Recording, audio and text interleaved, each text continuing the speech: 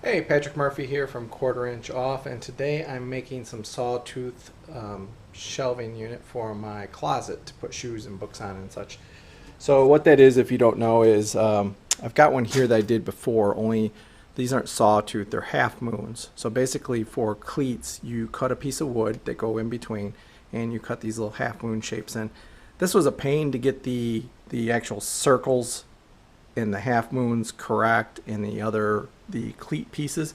So instead there's another way to do this too, which is with 90-degree cuts, so that you put the supporting pieces in, look like this instead of the half moon. So straight edges may be easier.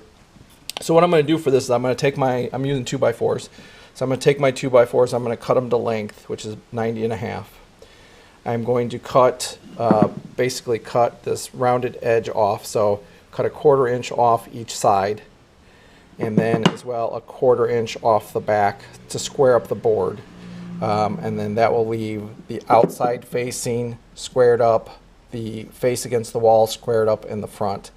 And then the next thing I'm going to do is I'm going to make these sawtooth marks, right? So I'm going to go about 1.25 inches in from the edge. Do a 45-degree angle, go in 1.25 inches again, do a 45-degree angle, and then these pieces will be cut out. So how you do that is I'll do all 4 pieces for one side. I'll use the miter saw, and then I'll turn the pieces of wood up this way. I'll go through and make this cut here to cut them all straight to the depth that I need, and then these will just continue all the way down.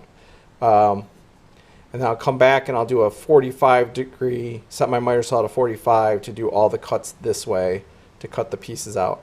Now that will leave a little piece here that needs to be taken out, so you can clean that up with just a saw, hand saw, clean all those up. And then that should be pretty much it. Sand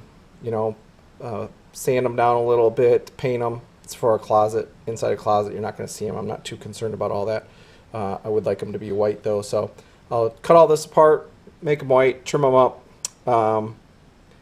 paint them, put them in, and then I'll figure out the cleats, because the cleats will be important. So when you have one piece this way, one piece over there, getting these equal in height on either side. I'm not going to the floor with these because there's trim on the baseboard that I'll have to put these on top of. So that these are equal.